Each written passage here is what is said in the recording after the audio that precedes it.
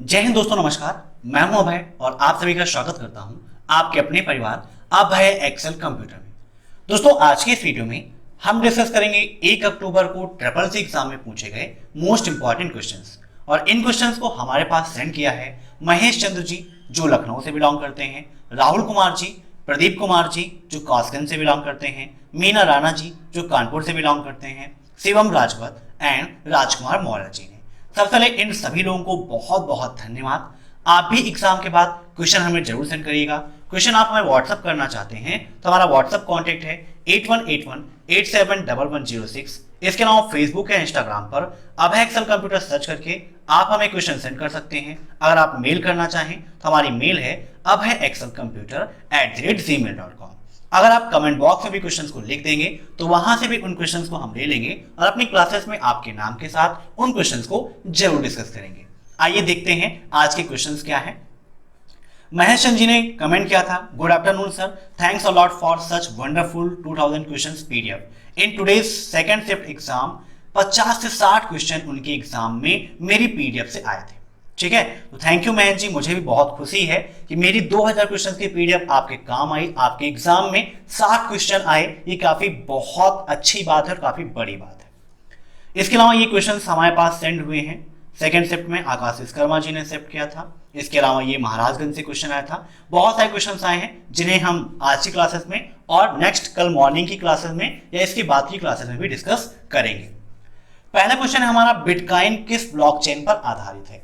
Last chapter आपका है overview of future skill and cyber security का, वहां पर बिटकॉइन एक टॉपिक दिया गया है। तो बिटकॉइन किस ब्लॉकचेन पर आधारित है, मींस बिटकॉइन है क्या, अगर आपको ये पता होगा तो आसानी से आप इसका आंसर दे सकते हैं, है ना। और यहां पर जो ऑप्शंस हैं, अगर आपको क्वेश्चन नहीं समझ में आ रहा है तो ऑप्शन के अकॉर्डिंग आप ये यहां पर समझ सकते हैं कि बिटकॉइन जो होता है आपका, यह किसके लिए है, पब्लिक है, प्राइवेट है। पब्लिक में है तो क्या परमिशन के आधार पर है या पूरी तरह से परमिशन बेस्ड में है, कैसा है बताइए। तो इसका राइट आंसर होगा ऑप्शन सेकंड, पब्लिक। यह पूरी तरह से पब्लिक के लिए बनाया गया है, आसानी से हर एक इंसान इसका उपयोग कर सकता है। अब नेक्स्ट, IDS का पूर्ण रूप क्या है बताइए। काफी सिंपल सा क्वेश्चन है और एग्जाम से जस्ट पहले जो मैंने आपको फुल फॉर्म का वीडियो प्रोवाइड कराया था 100+, उसमें मैंने तीसरे नंबर पर इसी फुल फॉर्म को डिस्कस किया था और इसका राइट आंसर होगा ऑप्शन फर्स्ट। ठीक है, सॉरी, इसका राइट आंसर होगा option second, industrial reaction system. ठीक है, अब नेक्स्ट, IRCTC द्वारा टिकट बुक करने पर टिकट मेल आता है। मीन्स जब आप IRCTC के द्वारा टिकट बुक करते हैं तो क्या आपकी मेल पर टिकट आता है?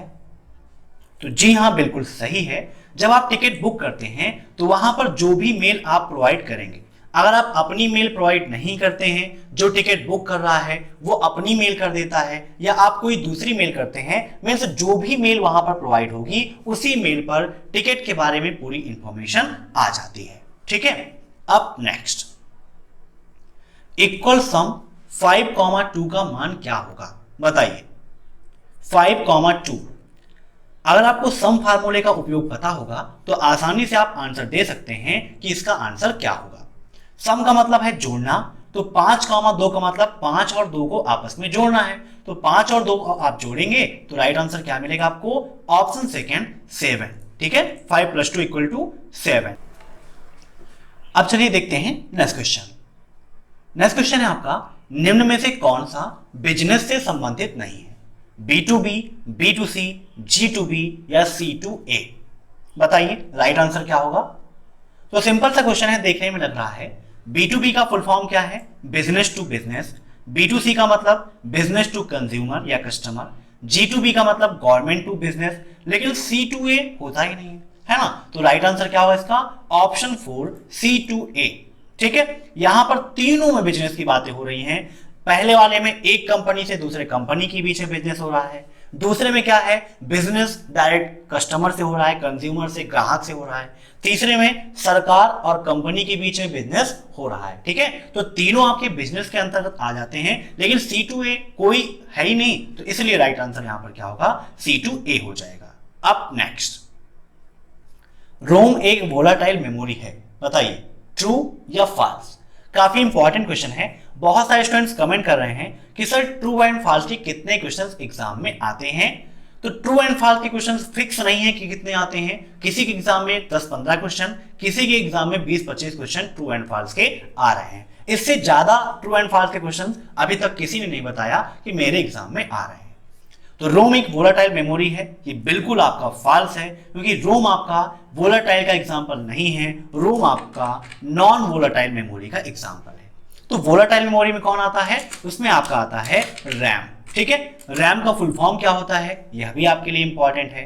तो रैम का फुल फॉर्म होता है रैंडम एक्सेस मेमोरी। क्या होता है? Random access memory. और रोम का फुल फॉर्म क्या होता है? Read only memory. क्या होता है? Read only memory. नोट कर लीजिएगा, काफी इंपॉर्टेंट है।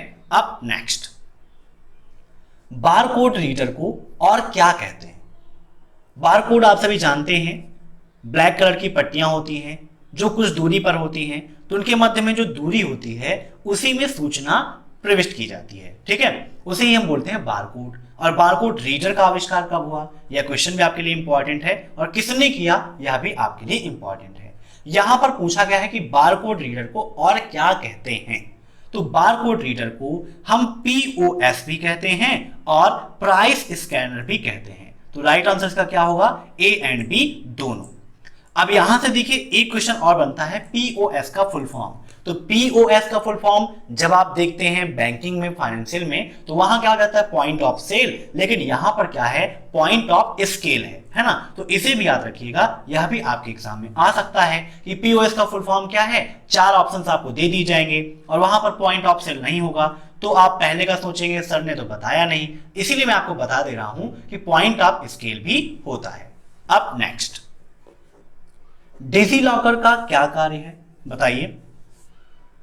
तो डिजीलॉकर का काम क्या है? डाटा को स्टोर करना, है ना, डाटा सुरक्षित करने का यह एक ऑनलाइन क्लाउड स्टोरेज है ना। तो राइट आंसर क्या होगा इसका? डाटा स्टोर करना। ठीक है, याद रखिएगा, काफी इंपॉर्टेंट है। अब डिजीलॉकर किसने लॉन्च किया, ये क्वेश्चन है आपका अगला। तो डिजीलॉकर कब लॉन्च किया गया, बताइए। एक क्वेश्चन मैंने थोड़ी देर पहले पूछा कि किसने लॉन्च किया, अब यहां पर यह भी पूछा गया है कि कब लॉन्च किया गया। फटाफट कमेंट करके आंसर दीजिए। तो डिजीलॉकर को लॉन्च किया गया था जुलाई 2015 में।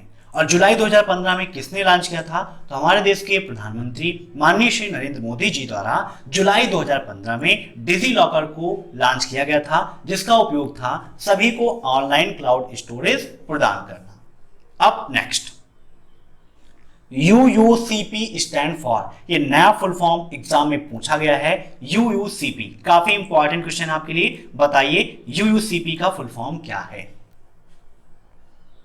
तो यूयूसीपी का फुल फॉर्म होता है यूनिक्स टू यूनिक्स प्रोटोकॉल। ठीक है, ये 2 होस्टों के मध्य में डाटा का स्थानांतरण करने वाला प्रोटोकॉल होता है, यूनिक्स टू यूनिक्स।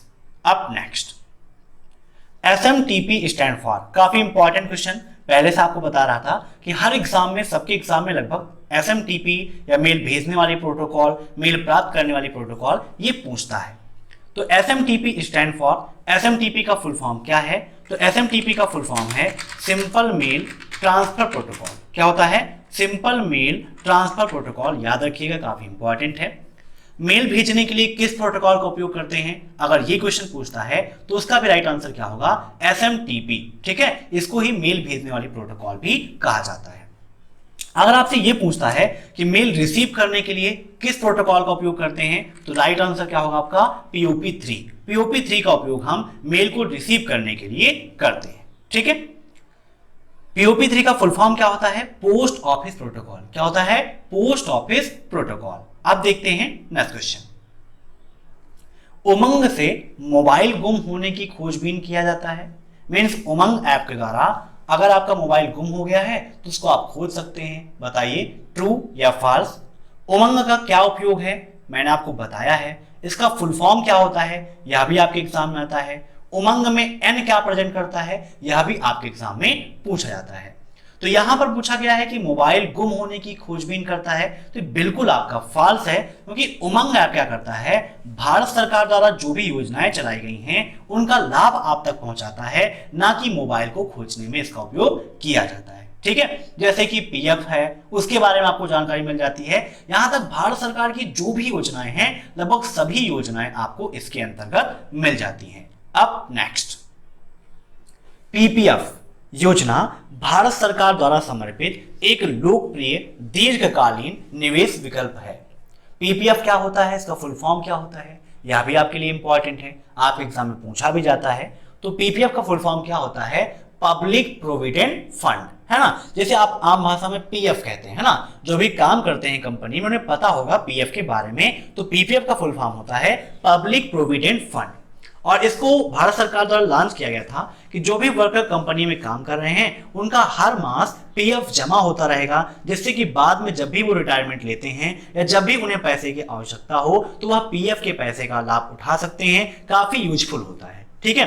एक प्रकार से आपका बचत अकाउंट है ना, जिसमें पर डे आपका हर महीने आपका पैसा जमा होता रहता है और जब भी आपको जरूरत हो तब आप उस पैसे का उपयोग कर सकते हो, ठीक है। तो इसका राइट आंसर क्या होगा, ट्रू। अब नेक्स्ट, प्रत्येक पृष्ठ के तल पर फुटर प्रिंट होता है, ट्रू या फॉल्स, बताइए क्या होगा इसका राइट आंसर। तो बिल्कुल सही है, प्रत्येक पृष्ठ के तल पर, तल मतलब जो निचला हिस्सा होता है, फुटर वहीं पर प्रिंट होता है। हेडर कहां होता है, ऊपरी हिस्से पे होता है ना। हेड मतलब होता है सिर, सिर कहां होता है आपका, ऊपर है ना, किसी का सिर नीचे तो है नहीं।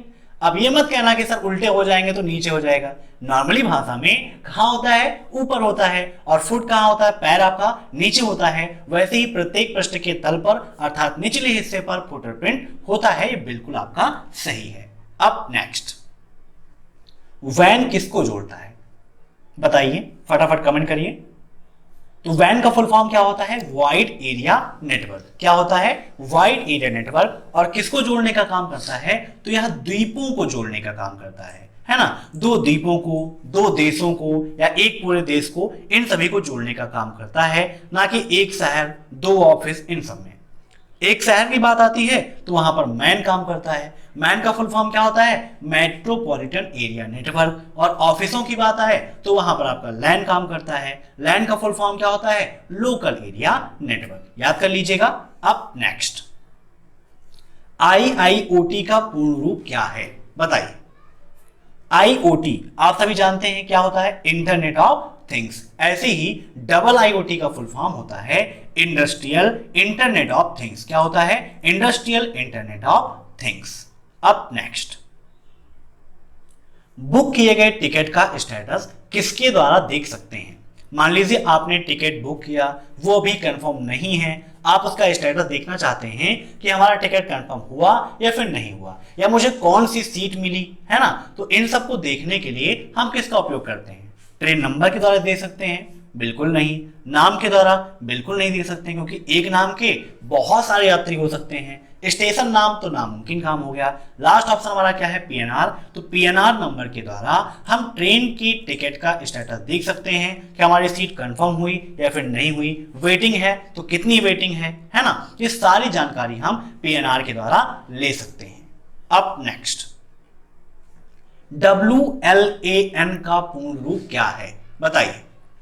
WLAN, देखिए लैन का फुल फॉर्म आप सभी जानते हैं क्या होता है, लोकल एरिया नेटवर्क, और W इसमें ऐड कर दिया गया तो ये बन गया WLAN, ठीक है, WLAN।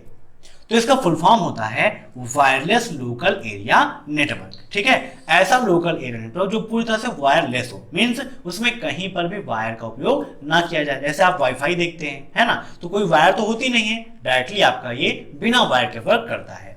ऐसे ही बिना वायर के आपके माउस भी होते हैं, कीबोर्ड भी होते हैं, और वायर वाले भी होते हैं। जिसमें वायर लगी हो वो वायर्ड हो जाते हैं, और जिसमें वायर नहीं लगी है वो आपका वायरलेस हो जाता है। समझ गए। अब next, HTML stand for. HTML तो बहुत पढ़ा है ना, उसका फुल फॉर्म बहुत पढ़ा, लेकिन यहां पर एग्जाम में पूछा गया है HTML, है ना। HTML क्या है, मैंने आपको पढ़ाया भी है अपने दूसरे चैनल पर, जिसकी लिंक मैंने वीडियो के नीचे दे रखी है, प्रोग्रामिंग ट्यूटोरियल नाम है उसका, वहां से आप HTML को आसानी से सीख सकते हो। लेकिन यहां पर पूछा गया है HTML, तो HTML का फुल फॉर्म क्या होता है, बताइए। तो देखिए इसका full form spoken text markup language भी होता है, और साथ ही साथ स्ट्रक्चर्ड टेक्स्ट मार्कअप लैंग्वेज भी होता है। दोनों कहते हैं। इसके अलावा इसको हम सिंपल टेक्स्ट मार्कअप लैंग्वेज भी कहते हैं। तो यहां पर राइट आंसर इसका होगा ए एंड बी दोनों। ठीक है, option 4 is right. Spoken text markup language, structured text markup language, इसके अलावा सिंपल टेक्स्ट मार्कअप लैंग्वेज भी इसको कहा जाता है। याद रखिएगा, तीन में से कोई भी ऑप्शन आपको एग्जाम में दे सकता है या तीनों एक साथ भी आपको दे सकता है। ठीक है, अब इसके बाद देखते हैं नेक्स्ट क्वेश्चन।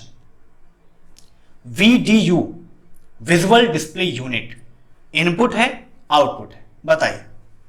यहां पर लिखा गया है IO डिवाइस, तो IO डिवाइस का फुल फॉर्म ही होता है IO का इनपुट आउटपुट, I से इनपुट, O से आउटपुट। ठीक है, याद रखिएगा। तो बिल्कुल आपका सही है, यह इनपुट और आउटपुट दोनों के रूप में काम करता है। अब नेक्स्ट, क्या कॉलम की साइज 0.05 कर सकते हैं, ट्रू या फॉल्स?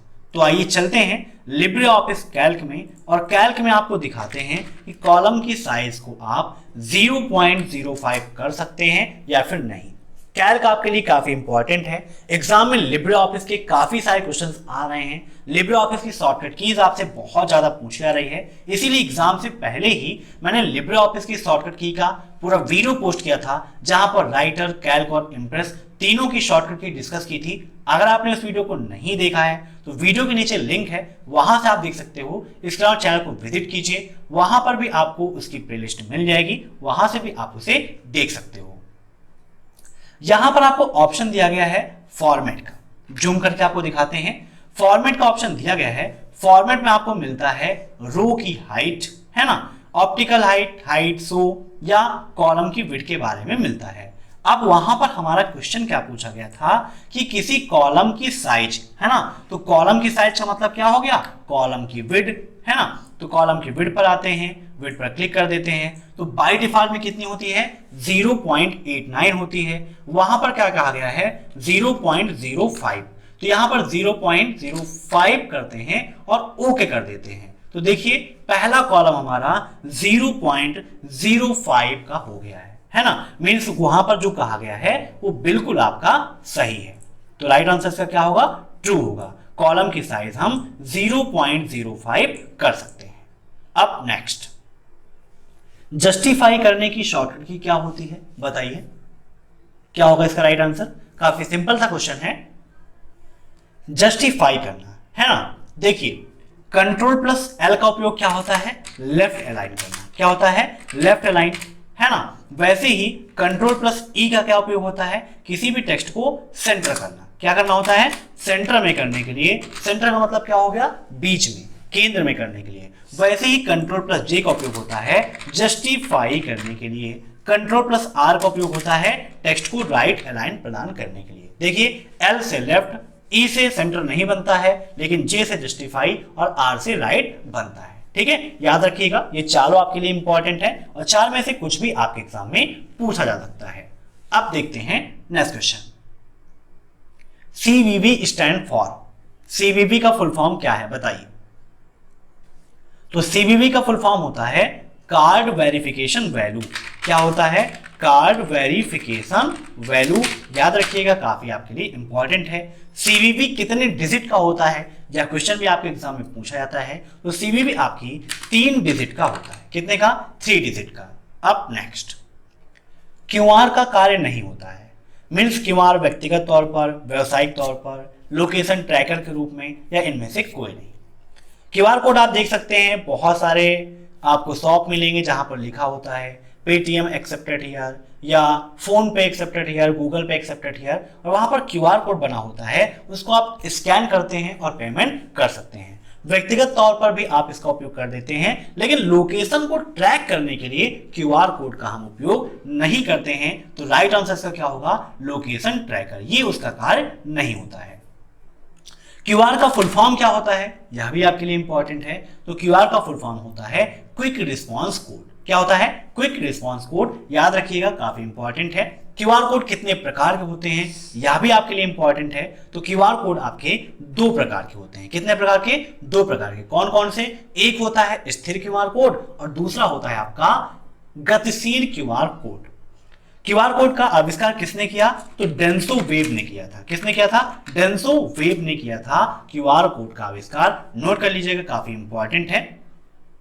नेक्स्ट क्वेश्चन है आपका, किसी भी टेबल को अलग अलग भागों में विभाजित करना चाहते हैं तो इसके लिए किसका उपयोग करते हैं?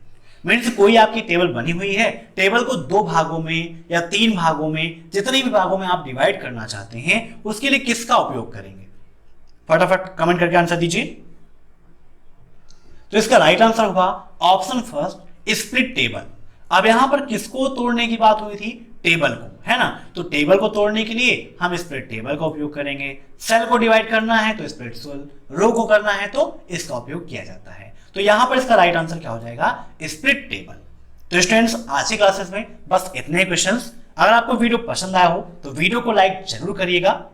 कल मॉर्निंग की क्लास में हम डिस्कस करेंगे और भी क्वेश्चंस जो आज एग्जाम में आए थे। इसके अलावा कल एग्जाम के लिए जो इंपॉर्टेंट होंगे क्वेश्चंस, उनको भी कल सुबह 7:30 बजे हम डिस्कस करेंगे। आप एग्जाम के बाद क्वेश्चन हमें जरूर सेंड करिएगा। इसके अलावा 2000 क्वेश्चंस की पीडीएफ की लिंक मैंने वीडियो के नीचे दे रखी है, वहां से आप उसे डाउनलोड करिएगा। जो डाउनलोड नहीं कर पा रहे हैं मुझे व्हाट्सएप पर कॉन्टेक्ट करिएगा, वहां पर आपको पीडीएफ मिल जाएगी। वीडियो पसंद आया है तो लाइक कर दीजिए, अपने सभी दोस्तों के साथ शेयर कर दीजिए और चैनल पर नए मेहमान हैं तो सब्सक्राइब जरूर कर दीजिए। Thank for watching my video. फिर मिलते हैं नेक्स्ट क्लास में, तब तक के लिए बाय बाय।